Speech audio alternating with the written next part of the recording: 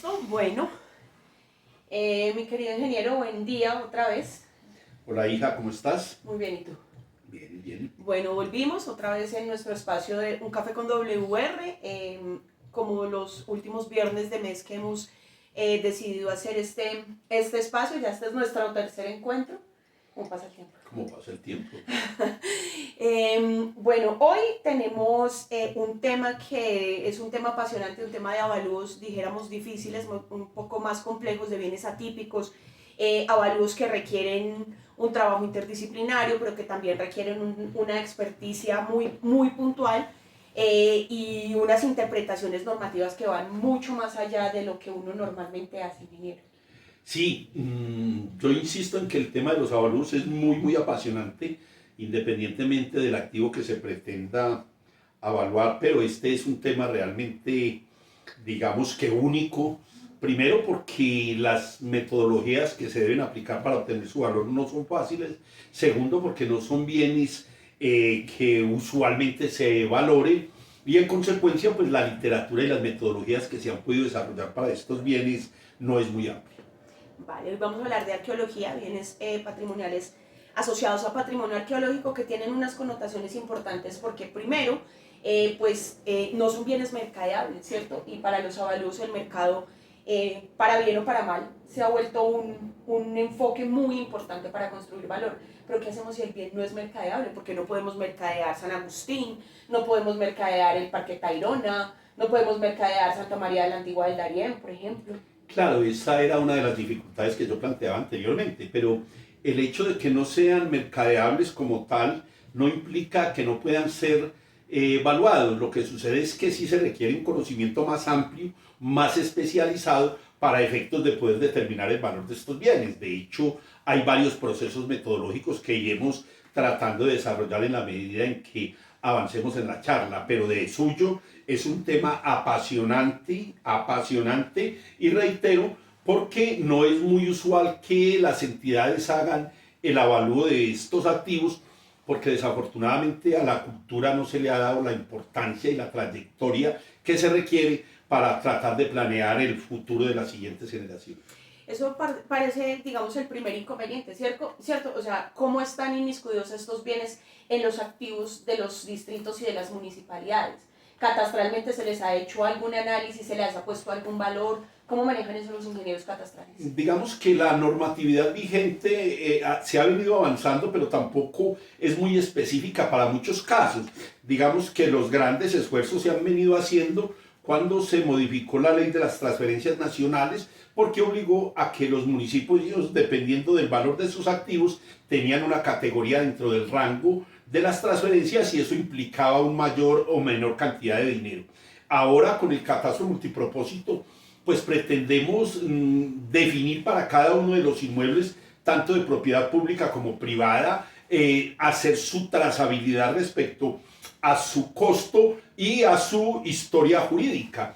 Creo que ahora podemos dar un gran paso si se aplica en la medida en que debe ser. Vale. Bueno, a nivel, digamos, no mundial, porque eso es bastante pretencioso, pero por lo menos a nivel latinoamericano, ¿qué pasa con las metodologías y los enfoques evaluatorios para este tipo de bienes? Bueno, yo creo que la misma dificultad inherente al proceso evaluatorio ha hecho que las metodologías no abunden. Casi que esto se ha venido generando basados en la experticia del evaluador cuando le llega un caso específico de esta naturaleza. Yo recuerdo, por ejemplo, cuando WR Ingenieros Evaluadores fue contratada para hacer los avalúos de los bienes del Congreso hace aproximadamente unos 8 o 10 años, que encontramos una situación atípica, justo por ejemplo con el mismo Capitolio Nacional. El Capitolio Nacional se empezó a construir en el año de 1820 y se terminó alrededor de 1968-70. Ahí podríamos pensar que de 1840 a 1970 pasaron perfectamente 3 o 4 generaciones de arquitectos. Pero más grave aún, que las diferentes mesas directivas del Congreso, cuando por cualquier circunstancia de espacio o deterioro pretendían hacer una restauración o una reparación, contrataban cualquier maestro de obra como si eso fuera la casa de cualquier vecino. Y obviamente cuando nosotros empezamos a hacer el trabajo, yo recuerdo que con un equipo multidisciplinario, con fotógrafos profesionales, historiadores, arqueólogos, hubo sitios donde se empezaba a limpiar la mampostería y se encontraron 7 y 8 capas de pintura sobre la original, y uno decía, esto es absurdo, cuando de pronto encontrábamos mezclados materiales de 1840, de 1850 con materiales de 1970, cuando las personas que hicieron los trabajos sin ningún respeto por la historia y por las características constructivas original del bien, fueron tratando de satisfacer una necesidad, y obviamente en muchos casos se desvirtuó totalmente la esencia histórica, simbólica y artística del Capitolio.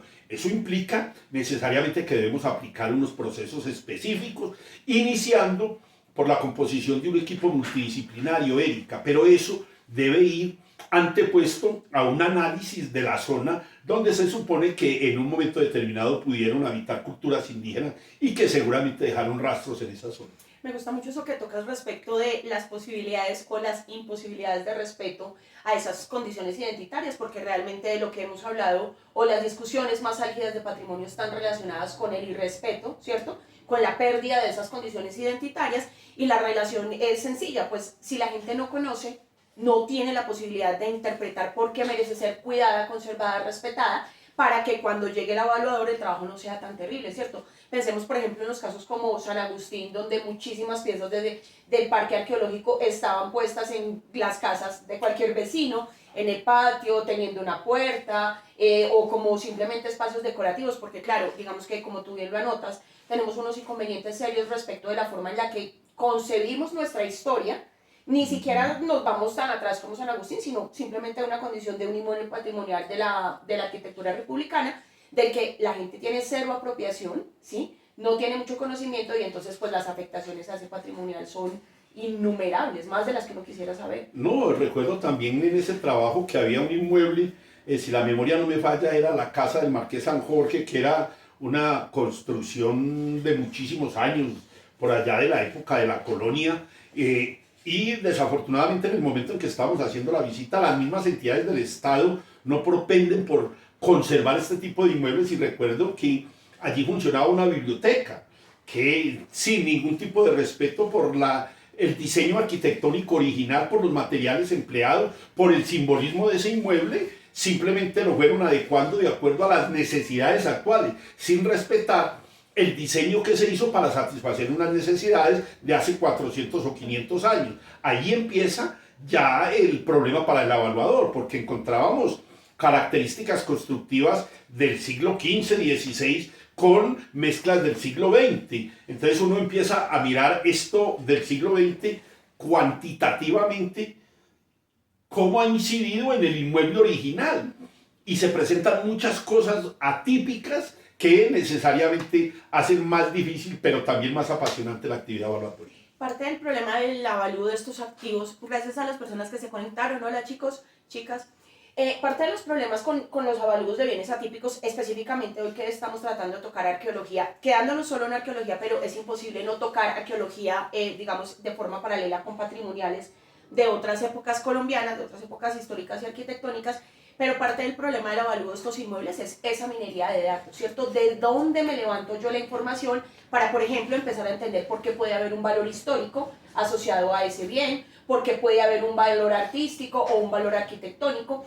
Y te lo pregunto o te lo comento por lo siguiente. Por ejemplo, cuando sucedió aquí el espacio de construcción de Transmilenio, tal vez sería de las aguas, que estaba enterrado el río, claro, que era el río San Francisco, si no me engaña la memoria, claro, pues partamos de esa base, ¿cierto? Si ni siquiera las mismas ciudades tienen claridad de su propio patrimonio arqueológico, porque finalmente eso es un tema de arqueología, porque fue el primer espacio de alcantarillado que tuvo la ciudad, y entonces para poder que no oliera tan mal la ciudad cuando empezaron las condiciones de saneamiento básico, simplemente lo enterraron y estuvo enterrado. ¿Y cuántos alcaldes pasaron? ¿Cuántos gobiernos pasaron? Y nadie sabía que eso estaba ahí. Total, pero yo siempre recomiendo para cualquier tipo de avalúo, básicamente para este con mayor énfasis, porque uno no debe cambiar el análisis básico del proceso. Primero, ¿qué es lo que voy a hacer? ¿Cuál es mi problema?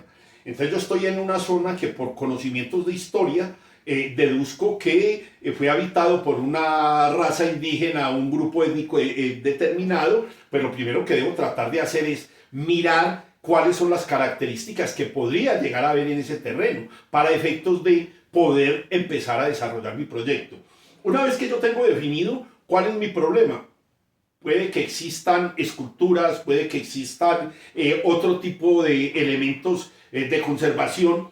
Entonces es determinar si efectivamente ahí puede haber un valor histórico, si puede haber un valor estético, puede haber un valor simbólico, y uno usualmente lo plantea en términos de la balsa muisca, que yo creo que todos hemos visto en fotografías. La balsa muisca pues evidentemente tiene un valor histórico, pero si uno mira la arquitectura, la orfebrería de la balsa, es una vaina impresionante, hermosa, única. Entonces uno dice, tiene un valor estético y un valor simbólico por todo lo que representa. A partir de esos elementos, uno puede empezar a tratar de definir cuál de los escasos procesos metodológicos existentes puede ser aplicado para ese método, para ese bien. Bien, me gusta mucho eso que hablas, porque entonces empezamos también a jalonar normativa internacional en cuanto a delimitar el encargo evaluatorio, ¿cierto? Claro. ¿Qué quieren de mí como evaluador? ¿Qué busca de mí mi cliente para yo poder determinar hacia dónde direcciono mis esfuerzos y tratar de evitar perder tiempo, entre comillas perder tiempo, porque de todas formas todo lo que uno haga de minería de datos y todo lo que uno investigue pues le va a servir en algún momento, así sea por cultura general? Total, además, como nosotros no hacemos trabajos de exploración, lo más usual es que cuando a mí me contactan o a la empresa la contactan para hacer un proceso evaluatorio, ya tenga una clasificación de las entidades culturales colombianas, bien porque está en el Instituto de Cultura o en cualquiera de estas entidades. Entonces yo evidentemente sé que es un bien histórico. A partir de ahí ya tengo adelantado la mitad de mi trabajo porque ya resolví el problema. Si es un bien de connotación histórica, de conservación, arquitectónica, cualquiera de las diferentes categorías de conservación, a partir de ahí yo ya empiezo a determinar cuál puede ser el valor histórico. En términos del valor histórico, pues uno tiene que tratar de definir en qué año fue la construcción del inmueble o del activo, y la escultura, qué tipo de necesidad se pretendía suplir, cuál era el entorno, cuáles eran las condiciones socioeconómicas del momento para poder históricamente ubicarse. Porque es que yo no puedo hacer el avalúo de una escultura de San Agustín, por ejemplo, sin tratar de ubicarme en el momento en que seguramente fue construido. Porque lo primero es que esa escultura se hizo para satisfacer una necesidad específica. A partir de ahí viene la connotación histórica, simbólica y social que necesariamente tiene que tener el activo y que necesariamente también debe reflejarse en la determinación de su valor. Una cosa importante en estos avalúos tiene que ver con esos intangibles que están asociados a esos patrimoniales o a esos patrimoniales arqueológicos, tratando, insisto, de aterrizar un poquito más o de cerrar un poquito más la discusión. Y es que muchas metodologías, por ejemplo internacionales, tratan de inmiscuir esos intangibles que vuelven aún más complejo la realización del avalúo. Sí, hay procesos metodológicos que parecieran ser como unos más coherentes que otros. Uno podría pensar en algún método de los que hablaremos de pronto ahora, como el de la ordenación simple, que básicamente consiste en tratar de determinar la importancia de las características específicas de cada bien y cuál podría ser su participación, su peso porcentual en el valor comercial que podría llegar a tener ese activo, haciendo énfasis en que aquí casi que podríamos darle a estos activos la característica de monogospónicos o monopsónicos, porque realmente el comprador es muy escaso. Casi que uno tendería a pensar que es el Estado, porque es muy poco probable, más allá de fundaciones privadas, que un particular pretenda comprar un bien de estos, cuando sobre el papel parece muy poco probable que se le pueda sacar un beneficio económico. Sí, eso es complejo. Este tema surgió por, bueno, primero obviamente por las publicaciones que hemos venido manejando en WR, que para el análisis patrimonial pues nos sentamos desde el punto de vista histórico, pues lo primero serían esos pueblos prehispánicos y amerindios, pero porque hay un caso muy particular, que es el caso del último parque decretado por el ICANN, que es el Parque Arqueológico de Usme, que tiene una historia maravillosa detrás y que valuatoriamente, independientemente de los lados que se pueda analizar, es decir, quién solicita la construcción de valor, pues valuatoriamente tiene unas implicaciones muy interesantes. Claro, porque hay unas situaciones que se empiezan a derivar como del árbol. como de la matriz general, porque como haciendo un poco de memoria para las personas que no conocen el proceso del Parque Arqueológico de Usme, allá una entidad del Estado, Metrovivienda, estaba desarrollando un proyecto de vivienda de interés social y en los momentos de hacer excavaciones para cimentación y este tipo de cosas empezaron a encontrar restos de una cultura que vivió ahí hace unos años. Entonces viene la situación clara. Primero, una entidad del Estado, Metrovivienda, estaba realizando un proyecto de vivienda de interés social autorizado por el Estado. Cuando se hacen estos hallazgos, evidentemente cumpliendo con los protocolos establecidos en el país, se suspende la obra, se llama al Instituto de Cultura o al Instituto Antropológico, al ICAP, y entonces vienen y suspenden la obra por todos los hallazgos previos. Entonces aquí viene otra derivación del proceso evaluatorio.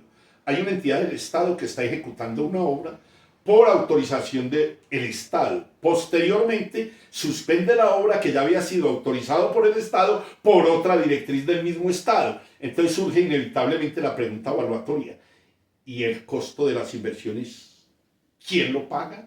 ¿Hay derecho a que se indemnice a la entidad que está ejecutando el proyecto? ¿Qué parámetros utilizo para determinar la indemnización? Y se vienen dando en cada uno de esos tópicos un proceso evaluatorio adicional. Esto lo que determina o demuestra es que efectivamente lo que hemos dicho en las charlas anteriores, la actividad evaluatoria es dinámica y cambiante, porque aquí se dan unas situaciones atípicas que solamente son válidas para ese proceso evaluatorio. Con el Parque de Usme la situación es muy particular, primero porque yo creo que es la primera vez, tal vez en la historia del país, creería yo, no sé, puedo estar equivocada claramente, pero es la primera vez en la historia del país donde tenemos la posibilidad de hacer el avalúo de un espacio arqueológico recién constituido, ¿cierto? Porque los otros ya están hace muchísimo tiempo constituidos y, digamos, tienen unas implicaciones diferentes, pero aquí está recién constituido, entonces, bueno, teóricamente, ¿cómo va a ingresar a la contabilidad del municipio, del distrito, de la ciudad de Bogotá, por ejemplo? Y dejar claro que ese enfoque evaluatorio, insisto, si nos pudieran hacer el avalúo del bien arqueológico como tal, pues hay unas condiciones particulares para ese bien, ¿cierto? Los enfoques que tú dices, lo que vamos a hablar ahorita un poquito más sobre metodologías. Pero si el avalúo fuera para Metrovivienda, pues a Metrovivienda hay que compensarla, porque como dice el ingeniero, si se supone que ellos tienen una licencia de construcción, es decir, que pasaron todos los tópicos y todos los filtros que se requieren para poder ejecutar el proyecto. Y durante todo ese tiempo nadie se dio cuenta que había un hallazgo, o nadie lo encontró, o no hubo digamos, las evidencias tan claras para suponer que eso iba a ser un hallazgo arqueológico de esas dimensiones.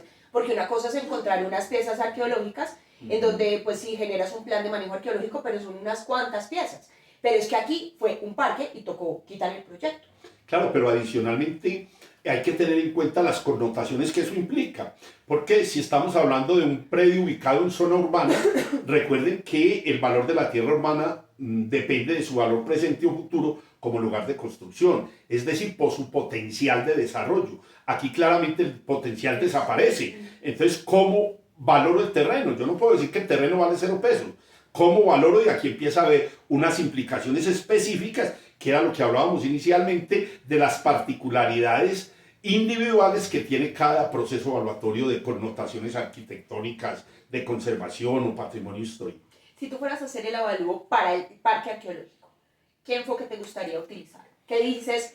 Sí, o sea, no piensas, digamos, que hay una restricción, obviamente monetaria, ni tampoco de dinero, ¿cierto? Sino que el distrito te dice, hágame ese avalúo, tómese el tiempo que necesita y le pago lo que sea.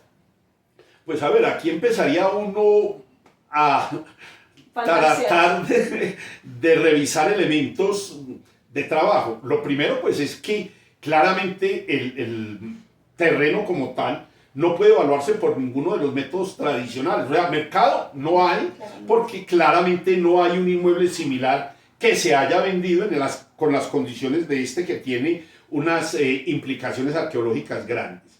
Tampoco puede ser por potencial de desarrollo, porque ya el potencial de desarrollo desapareció. Entonces uno podría empezar a votar como una lluvia de ideas, ¿qué método me sirve? Entonces uno podría pensar, bueno, aquí podríamos aplicar un método que se conoce como de valoración contingente. ¿Cuánto estaría la persona o la sociedad dispuesto a pagar para conservar ese parque arqueológico o cuánto estaría dispuesta a pagar para que se suprimiera. Y empiezan a ver las dos concepciones. Yo estaría dispuesto a pagar desde qué óptica. Si yo soy historiador o arqueólogo, me gustaría que ese parque se conservara, pero yo soy un conductor de bus urbano, pues para mí es lo mismo si existe o no existe. Entonces uno tendría que empezar a tratar como de diseñar una encuesta para efectos de hacerla aleatoriamente entre la comunidad, no solamente la que está circundando el parque, sino de toda la ciudad y de algunos puntos cercanos que podrían en un momento determinado hacer que la gente fuera. Y eso inmediatamente me tiraría a la cuantificación de métodos hedónicos y métodos del costo del viaje. Desde dónde estaría dispuesta una persona a venir para mirar el contenido del parque arqueológico de Usme, y empezaríamos como a tratar de hacer simbiosis dentro de todos sus procesos metodológicos. Pero lo que es claro, Erika, es que ese trabajo no es el resultado de la aplicación de una sola expresión metodológica y necesariamente debe ser compuesto por un equipo multidisciplinario. Por eso es que estos avalúos son tan costosos, porque es que se requiere personal muy especializado, de mucho conocimiento, y aquí miramos, para dar pie a la dinámica de la actividad evaluatoria, necesitamos geógrafos, historiadores, abogados, economistas, ingenieros, geólogos, por supuesto, ni más faltaba, y entonces eso se me vuelve un equipo multidisciplinario de una gran envergadura y obviamente es muy costoso. Eso es importante porque de pronto a veces pareciera, tal vez insisto porque como lo hablamos en la primera charla, en nuestro primer café, que mucha gente no conoce realmente todo lo que hace un evaluador, ¿cierto? Y eso es una tristeza desde el punto de vista del oficio, ¿cierto? Porque pues digamos nosotros ejecutamos un oficio con mucho amor y mucho cariño hace mucho tiempo, tú hace mucho más, pero a lo que voy es que la gente asume que como en las, digamos en la cotidianidad los avalúos o las veces que se topa un evaluador con una persona del corriente es para el avalúo hipotecario, ¿cierto? Para conseguir un crédito, el apartamento, la casa, tal vez la finca, asume que el enfoque o las posibilidades de construcción de valor del evaluador es un trabajo sencillo y resulta que no. Estos avalúos, que ojalá fueran avalúos que le salen uno siquiera una vez al año o siquiera una vez cada 5 años, pero estos son los trabajos que demuestran toda la experticia que tiene que tener el evaluador, porque claro, tú bien lo anotas, tenemos un equipo interdisciplinario, pero ¿quién es la cabeza del proyecto? El evaluador, ¿cierto? Claro. Que es el que define qué necesita de minería de datos de cada uno de esos profesionales. Es que, pues puede que suene maluco uno hablar de lo que ha hecho, pero es claramente de lo que se conoce. Yo tuve la posibilidad de participar en el avalúo del convento de las Clarisas en Cartagena, honorarios que fueron pagados por el gobierno español, pero evidentemente conformamos un equipo multidisciplinario. Yo recuerdo que éramos alrededor de 22 personas y la gente decía, venga, pero es que un avalúo es darle precio a eso. Sí, pero venga, un momentico, ¿cuáles son las connotaciones que hay antes de llegar al precio? Y entonces empezamos a revisar todas las condiciones que se habían dado y se encuentran unas situaciones muy simpáticas en términos de la existencia de materiales de hace 500 años que hoy en día difícilmente se consiguen. Entonces empiezan a hacerse los comités de trabajos con el fotógrafo profesional, con el arquitecto, con el arqueólogo, con el geólogo, con todas las personas que tienen incidencia en el trabajo, y se empiezan a generar como protocolos y dinámicas de trabajo que finalmente nos llegaron a concluir que la mejor manera para darle valor a ese inmueble era aplicando un proceso que es dificilísimo, que se llama de sustitución, porque eso implica tratar de cambiar los materiales existentes por unos materiales por lo menos de comportamiento similar a lo que tenemos hoy, y a eso aunarle el costo de las restauraciones que el inmueble requería, porque, reitero, el convento se construyó en una época para satisfacer unas necesidades específicas que eran distintas a las que tenemos hoy en día. De hecho, creo que finalmente ahí terminó funcionando un hotel, si la memoria no me falla. Entonces, claro, las exigencias de espacio, de diseño, de estilo de un hotel eran muy distintas a las de la oración que existían hace 500 años, que recuerdo que en su momento vimos hasta celdas de castigo, donde las novicias eran encerradas durante un tiempo X. Obviamente no podemos hablar de luz porque no existía, y eran espacios reducidos, mínimos. Entonces todo eso tiene unas grandes connotaciones de valor que además hacen el trabajo muy interesante. Esa definición de las variables que construyen valor o que lo destruyen, porque tampoco es que el evaluador diga, ay, no, entonces como esto no le va a ayudar al predio, no lo voy a tomar en consideración. No, claro que se toma en consideración, porque digamos, la labor transparente del trabajo del evaluador es eso, denunciar todo lo que compone o no compone ese valor, ¿cierto? Pero a lo que voy es que en la medida en la que se tienen que hacer análisis de características y de variables muy grandes o una gran cantidad de variables, pues eso complejiza la generación de modelos matemáticos, ¿cierto? Que es lo que realmente vuelve el trabajo tan difícil. ¿Por qué? Porque pareciera que el evaluador solo busca unos precios de mercado, le da un costeo a unas construcciones y ya, y mentiras que no. Porque cuando ustedes se ponen a mirar o se ponen a analizar, pues el evaluador tiene que tener conocimientos de economía, tiene que tener conocimientos de matemática financiera, tiene que tener conocimientos de matemática básica, porque esas modelaciones que requieren iteraciones, que requieren operaciones matemáticas muy complejas, pues si uno no tiene la fundamentación matemática, pues no lo puede lograr, y si es la cabeza del equipo sería muy complejo.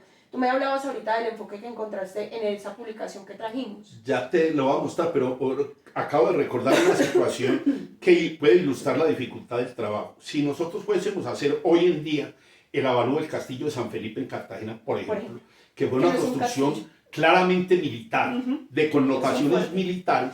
Yo recuerdo, por ejemplo, en el diseño arquitectónico, pues los criollos de la época tenían una talla muy baja, realmente el español era un poco más alto. Entonces, en el recorrido que le dan a uno los guías, le van mostrando, y hay unos largos trayectos en el castillo que van disminuyendo de altura, pero eso es imperceptible, eso es imperceptible. Entonces el criollo podía correr sin ningún problema y pasaba sin ningún obstáculo. El español venía y quedaba. Entonces eso es una arquitectura que satisfizo, perdón, una necesidad en ese momento.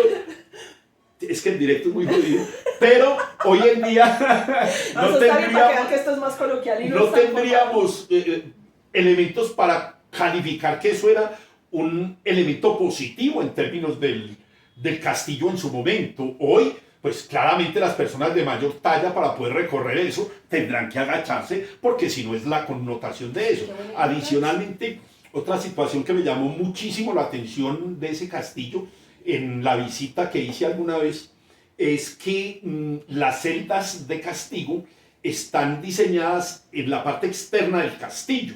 Entonces digamos que una forma de tortura, si se pudiera llamar, es que ponían al preso ahí, y en la medida en que la marea iba aumentando, pues el agua le iba subiendo, hasta que si no decía lo que esperaban que dijeran sus captores, pues moría ahogado sin ningún problema. Esas son ventajas de construcción y de diseño arquitectónico que el castillo tenía en su momento, porque evidentemente había unas necesidades distintas a las que tenemos hoy en día. Esos son los elementos complicados en el proceso evaluatorio. Por eso entonces decíamos, Erika, que hay que revisar el contexto histórico en el cual se construyó para efectos de poder tener certeza en la forma en que se van a evaluar los elementos que constituyen el bien. Una cosa bien interesante con respecto a lo que tú acabas de decir es que se tiene que, digamos, ser claro en que los geólogos, igual que los evaluadores, somos detectives, porque andamos siguiendo pistas, pero entender una pista tan particular como la que tú acabas de nombrar implica conocimiento histórico, pero también implica una pericia que solo da la experiencia. Nada más. Porque tú lo puedes tener claro, pero si no entiendes, digamos, claro a nivel teórico, ¿correcto? Que la arquitectura militar tenía unas condiciones particulares bajo las cuales se aprovechaba la diferencia de estatura, la ubicación frente a los elementos de la naturaleza, ese tipo de cosas. Pero, ¿qué te da la posibilidad de entender si eso juega o no juega a favor del inmueble? La experiencia. La experiencia, sí, y esa se adquiere con los años. Pero volviendo, digamos, a la parte básica del proceso evaluatorio, en el año 2019 se celebró el primer Congreso Mundial de Avalúos en Tijuana. Este es el documento que salió, y en ese congreso, primer Congreso Mundial de Evaluadores, WR Ingenieros Evaluadores fue la única empresa suramericana que estuvo con stand propio y con una muestra comercial donde empezó la internacionalización de la empresa, y ahí hubo una ponencia muy, digamos, original en términos de plantear un modelo econométrico para determinar el valor de los bienes de conservación. Lo presentó. Te voy a detener ahí. ¿Qué es un modelo econométrico? Bueno, un modelo econométrico es una ecuación matemática que combina elementos económicos y elementos matemáticos. Esa combinación es lo que determinamos como modelo econométrico, pues en palabras muy sencillas. Entonces ahí el arquitecto mexicano Oscar Manuel Echafini Hernández presentó como ponencia, reitero, en ese primer Congreso Mundial de Avalúos, un documento donde presentaba una propuesta metodológica combinando elementos económicos y matemáticos, pero adicionados con el análisis particular de cada bien. Y entonces plantea dos ecuaciones, una para inmuebles con antigüedad hasta el siglo XVII y otra del siglo XVII a esta época, que es difícil de cuantificar las variables que él plantea así, y aquí sí que se requiere el acompañamiento de historiadores, pero hay unos autores cubanos que trataron como de simplificar el proceso, que son Perón Delgado y Brusón Piedra, que se pueden conseguir en internet y pues obviamente requieren un conocimiento especializado en algunos temas, pero digamos que entre lo existente en términos de matemáticas, pues yo soy ingeniero y claramente pretendo que todo se pueda reducir a una ecuación matemática porque nos da más certeza, más credibilidad, más confianza. Digamos que estos dos procesos metodológicos son los más recomendables con una buena base matemática. Sí, es importante ahí entender que independientemente de que aparentemente se estén haciendo avalúos sobre bienes que tienen mezclados valores tangibles y valores intangibles, al final del ejercicio el evaluador termina yendo a la matemática. Es indiscutible, o sea, es un paso que no te puedes saltar porque cuando ya se pueden definir todas esas características que han construido valor y todas esas características que van a jugar a favor del inmueble, yo necesito modelar eso. Y esa modelación es absolutamente matemática y también es, digamos, como tú lo dices desde el punto de vista de la ingeniería, pero también es desde el punto de vista de un lenguaje mucho más transversal a todos, es que es más sencillo explicar números que explicar condiciones en las que yo creo que es más o menos, es aceptable. No, necesito tratar de universalizar el resultado del avalúo, y la razón es que cuando nosotros hacemos construcción de valor, el informe es para todo el mundo menos para el evaluador. Ya lo habíamos dicho ese día que tú decías, el evaluador que tiene que ser un océano de conocimientos de 1 centímetro de profundidad. Y en ese sentido, cuando los avalúos son de estos bienes tan atípicos y tan difíciles, digamos, de entender y de cuantificar y todo eso, pues lo más sencillo que uno pueda reducir, porque los enfoques metodológicos que tú hablas, como hedónicos, como sustitución, como costo de viaje, esos son enfoques que son muy complejos de explicarle a una persona del común, a un abogado, por ejemplo, a un juez. Y hay un tópico que hemos olvidado, Erika, y es el de la vida útil de los activos. También. El tema de la depreciación o pérdida de valor del activo por cualquier circunstancia. Si nosotros nos remitimos en el caso de Colombia a la resolución 620, me habla de la aplicación de las tablas de Fitto y Corbini, que en algún momento hablaremos de Fitto y Corbini, que realmente Fitto y Corbini nunca existieron. No se pierdan, esa está buena. Realmente me dice, le dan la vida física de los inmuebles 100 años. Y aquí tenemos, para no ir más lejos y seguir hablando de Cartagena, hermosa ciudad, el castillo de San Felipe. Ese castillo fue construido por allá en 1540 y pico. Entonces eso tiene más de 500 años. ¿Y cómo aplicamos la depreciación si no va sino hasta 100 años?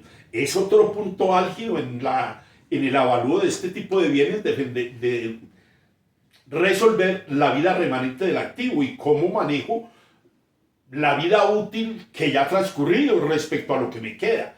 ¿Queda más vida remanente o fue mayor la vida pasada? Entonces eso se me vuelve, reitero, una situación intelectualmente muy excepcional por lo desafiante en términos de, bueno, manejo depreciación o no manejo depreciación. Eso es otro elemento álgido en términos de, y aquí sí que se requiere un conocimiento especializado y reitero, el acompañamiento de profesionales idóneos. En términos generales, yo no sé ni qué hora es ya. ¿Qué hora es? Sí, vale. En términos generales, ¿cómo se puede calcular los honorarios de un avalúo de esta envergadura? Bueno, lo primero que hay que decir es que no hay ninguna norma que regule la actividad valuatoria de este tipo de inmuebles. Espérate, te voy a detener ahí porque es una duda recurrente o es un comentario recurrente más bien que los evaluadores estén limitados a cobrar el 1 por 1000 del valor del inmueble. No, digamos que eso es una sugerencia de las distintas lonjas. En algunas partes normativas se dice que el que fija las tarifas es el mercado, ¿cierto? Yo alguna vez he dicho, sin nombrar personas ni más faltaba, yo he encontrado publicidad de personas que dicen avalúos a 60.000 pesos. Pues yo digo, venga, ¿qué credibilidad puede tener una actividad que se cobra de esa manera? O gratuita. Bueno, gratuita puede ser que uno le haga un favor a un amigo y lo haga, pero lo digo por sí. cierta página que ofrece el servicio evaluatorio de Sí. cuántos metros tiene tu casa, dónde queda tu casa y vale tanto. Sí, desafortunadamente ese tipo de personas consideran que la actividad evaluatoria es un juego y que a partir de la entrega de unas variables se puede determinar el valor de un activo. Eso pues es una sencilla estupidez, con todo respeto pues. Pero los honorarios, yo digo que eso depende de la calidad y la trayectoria de la firma. Y voy a poner un ejemplo en términos de derecho. En Colombia hay 4 o 5 penalistas, digamos, de talla mayor, que están allá en el 8º cielo de Dante, y con esto no estoy molestando a nadie, ni más faltaba, solamente nombrando personas de reconocido prestigio penal en el país. Está el doctor Iván Cancino, está el doctor Jaime Bernal Cuellar, que fue ex procurador. Esa gente cobra por horas y en dólares, y para poder que lo atiendan a uno hay que pedirle una cita con 6 meses de anticipación. Uno no puede llegar donde un personaje de estos a negociar honorarios porque perdió el año, ya no hay nada que hacer. De hecho, tienen que consignar antes de que les den la cita. Entonces, yo lo que digo es que este tipo de avalúos tan especiales merecen el reconocimiento de todo el equipo idóneo, y yo pensaría que con un equipo, el caso de Cartagena que tengo presente, yo recuerdo que en ese tiempo, y estoy hablando hace quizás unos 15 años, creo que los honorarios fueron como de 800 millones de pesos de la época. Claro, al final el valor del activo fue algo así como 350.000 millones de pesos de la época, pero 800 millones de honorarios de avalúo eran un dineral muy grande. Hoy en día yo pensaría que eso debe estar por el orden de los 1.200, 1.500 millones, dependiendo obviamente del activo. Una situación ahí es que también esos honorarios están calculados no solo en función de la experticia y de la experiencia que tienen los integrantes del equipo interdisciplinario, sino que es que estos son avalúos de largo alcance. Esto no es un avalúo de un mes, no es un avalúo de 2 meses. Entonces, en esas variables de tiempo, ¿cierto? ¿Cuánto se va a extender el tiempo de mi trabajo? También tienen que ser considerados para las condiciones de calcular esos honorarios. Yo creería que para calcular esos honorarios hay unos modelos, incluso tú los has manejado en algunos procesos de WR Ingenieros, que debe cuantificarse de esa manera, por dedicación, por tiempo, y eso pues evidentemente da unas cifras muy altas. Pero entonces viene la contraparte, porque ahí mismo la gente se preguntará, venga, ¿vale la pena pagar todos estos honorarios para saber cuánto vale el castillo de San Felipe? Algunos dirán que es una pérdida de tiempo, algunos dirán que son cifras exageradas, y yo digo, no, no puede ser eso, porque es que hay principios históricos que se aplican siempre. Pueblo que no conoce su historia está condenado a repetirlo. De hecho, en el catastro multipropósito, ¿qué se pretende? Determinar el valor de todos los activos del país para efectos de poder desarrollar proyectos urbanísticos, de infraestructura, porque si yo requiero para hacer un diseño geométrico de una vía, comprar 500 predios y me valen 1 billón de pesos, de pronto tendré que buscar otra opción de mejoramiento, porque esa cifra no da. Entonces lo que digo es que la determinación del valor de los activos es necesaria y fundamental para poder proyectar políticas de inversión, políticas de servicios públicos, en fin, todo lo que ustedes piensen requiere determinar el valor del activo. Yo creo que una condición importante que nos vuelve como a permitir cerrar esta conversa con la que iniciamos este café con WR tiene que ver con esos desconocimientos identitarios, ¿cierto? Carecemos de una identidad cultural, de una identidad histórica, y por eso asumimos que pagar un valor por X o Y, por entender el valor completo de un activo o de un inmueble histórico, de un inmueble patrimonial, para dejarlo, digamos, en general, pues es irrelevante. Pero tal vez si uno hiciera esta pregunta con, no sé, con algunos de los inmuebles asociados, por ejemplo, a ciudades muy antiguas europeas, por ejemplo, ¿qué pensará la gente al respecto? ¿Será que la gente asume que es innecesario hacer esa construcción de valor? No, no, no. Evidentemente los europeos nos llevan 800, 1000 años de cultura y de hecho existen unas políticas estatales a nivel europeo de la Unión Europea que propenden por el conservamiento, por la conservación de todo este tipo de activos, porque es que es el reflejo de lo que son hoy en día. Ustedes revisan la literatura existente, por ejemplo, del Palacio de Versalles, y uno queda atortolado de lo que significó. Para ir más lejos, el Arco del Triunfo en París, que celebraba los triunfos de Napoleón, la Torre Eiffel, que representó 100 años de la independencia francesa, la Estatua de la Libertad, que Francia obsequió a los Estados Unidos. Eso de hecho son el reflejo histórico de esos países y por eso allá son tan celosos en términos de conservar ese patrimonio arquitectónico, porque reitero, es la esencia de la cultura y la proyección de lo que hoy en día son esos países europeos. De hecho, valga como término anecdótico contar que el profesor Takeuchi, un japonés matemático, vino hace 60 o 70 años aquí a Colombia a dictar unas clases de matemáticas en la Universidad Nacional, se enamoró del país, se quedó y él contaba en una entrevista que le hicieron cuando salió del pensionado de la Universidad Nacional. Hoy el departamento de hidrología lo maneja la hija, la ingeniera Takeuchi también, y él contaba que después de estar 50 años en Colombia se fue a pasar vacaciones a Japón y ya él iba colombianizado, si pudiese decir la existencia de ese término, y estaba en una avenida en Japón y vio que el semáforo estaba en amarillo y él pensó que estaba en la avenida Caracas en Bogotá y de una vez se tiró a pasar y detrás de él pasaron cientos de japoneses y generó un caos, la cosa más horrible del mundo allá. Entonces él dijo cuando regresó: yo no puedo volver a vivir en Europa ni en Japón, menos porque es que yo ya estoy colombianizado. Nosotros tenemos cierta tendencia al desorden que es muy difícil que nos lo desarraiguen. Entonces todo eso lo que muestra es la diferencia de culturas. Uno mira en los campeonatos de fútbol en televisión, por ejemplo, y los japoneses están en una tribuna y antes de irse recogen la basura y la sacan. Aquí en Colombia, a nivel latinoamericano, al contrario, es saber quién hace más basura. Eso evidentemente muestra la relación de cultura existente entre el uno y el otro y por qué hay tanto elemento de conservación existente en Europa y por qué tan pocos en Sudamérica. Y esto va, digamos, si uno revisa muchos monumentos de la ruta histórica del Libertador, inmuebles que se están cayendo por falta de mantenimiento. Entonces, digamos, no hay como una política real establecida con altos índices de inversión para mantener viva la ruta del Libertador. Eso, aquí nomás leí hace poco la Quinta de Bolívar, aquí en Monserrate, y eso que tenemos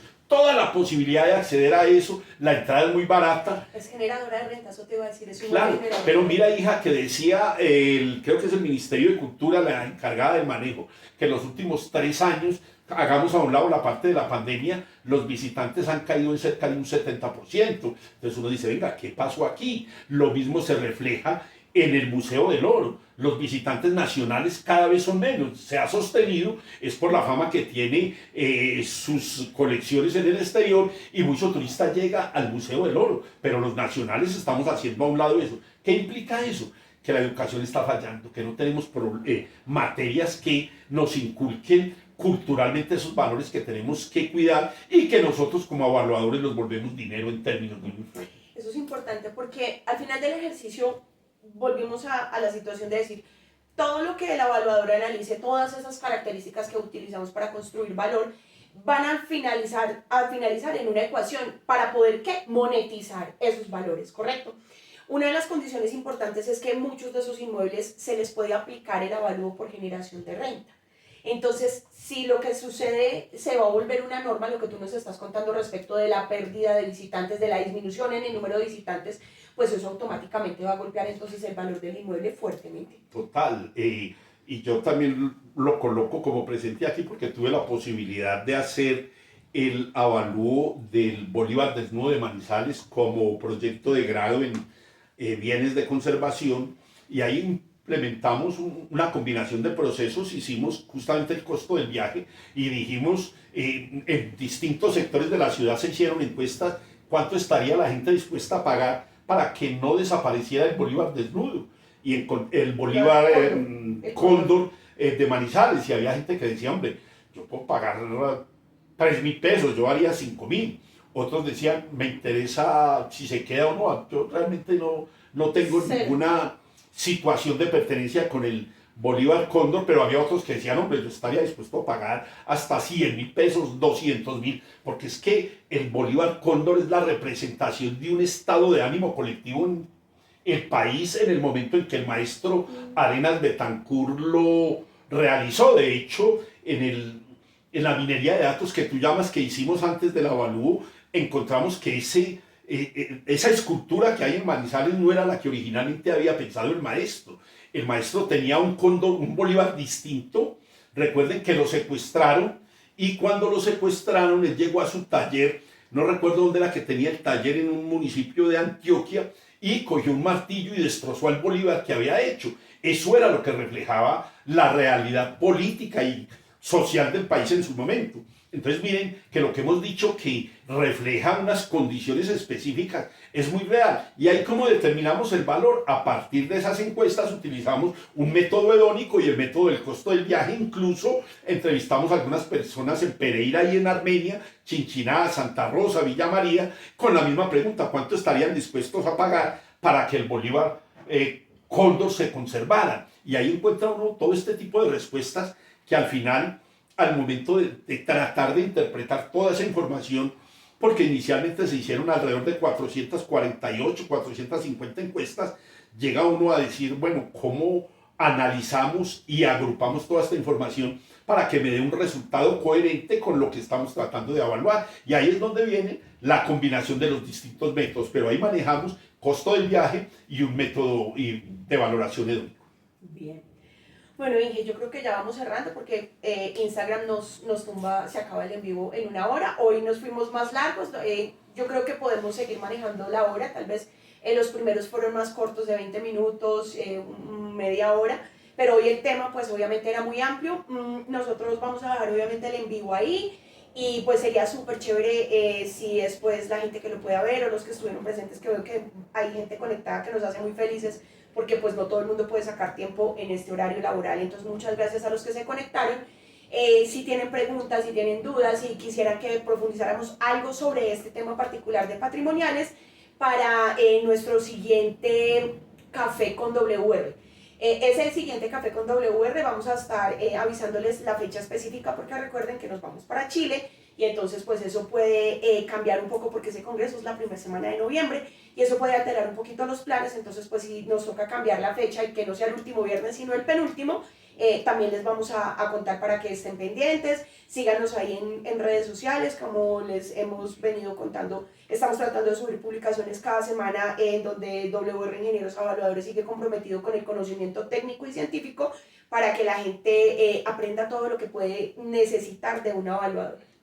Y de esto, pues reiterar la invitación al próximo café, hacer énfasis en que lo que pretendemos es contar experiencias laborales que en estos largos 45 años de ejercicio profesional hemos tenido. No se pretende generar doctrinas, ni más faltaba, sino hablar sobre hechos concretos que hemos podido vivir. Estamos abiertos a cualquier sugerencia, cualquier crítica, o que de pronto ustedes quieran que hagamos énfasis en la aplicación de un modelo específico, y dedicamos en la próxima charla a mostrar una metodología, planteamos ejemplos. En fin, estamos abiertos a lo que ustedes quieran, porque evidentemente ustedes son la esencia de estas charlas.